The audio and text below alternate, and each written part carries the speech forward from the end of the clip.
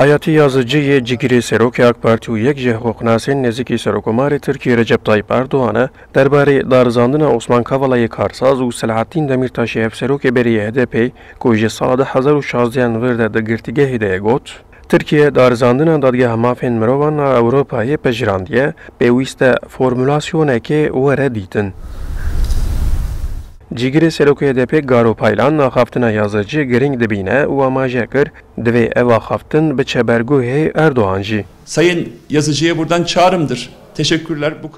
Ez bang li birêz Yazıcı dikim. Spas ev axaftineke bi qîmet e. Divê Yazıcı demildest here cem serokê xwe yê giştî û ji wî re jî van tiştan bêje.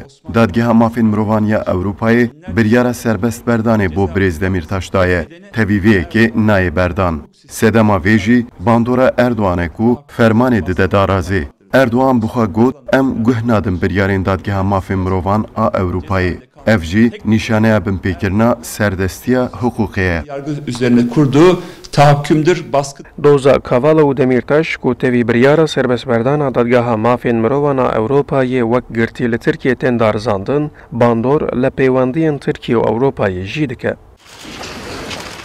Li gorî oral çalışlarê rojnamevan axaftina Yazıcı nîşaneya destpêka serdama nû ye û bo pêşketina peywendiyên ligel Ewropayê dibe ku AK Parti guh bide biryara dadgeha mafên mirovan a Ewropayê. Bir formül bulalım. Ve bu formülün bulunmasında en çok siz katkıda. Gotina formülek were dîtin dibe ku nîşaneya rewşeke nû be.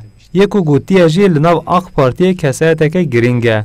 Em dikarin wek nêrîna fermî jî binirxînin. Tirkiye bi peymaneke biryara dadgeha mafên mirovan a Ewropayê pejirandîye. Cîbicînekirina biryarên vê dadgehê zirarê dide peywendiyên Tirkiye û Ewropayê. Axaftina Yazıcı ji bo serdestiya hukukê jî hêviyek e. Eger serdestiya hukukê were bicih anîn di doza Demirtaş û Kavala de hin guhertin pêkan e. İttifak yapsa kimse manipüle edemez. Hevserokê berê HDP Selahattin Demirtaş di çarê mijdarê sala 2016 da bi hinceta endamtî û bangeşa PKK hate girtin û ji wê rojê heta niha di girtîgeha Edirneyê de tevî biryara berdana dadgeha mafên mirovan a Ewropayê weke girtî tê darizandin. Ercan Kurdistan 24 İstanbul.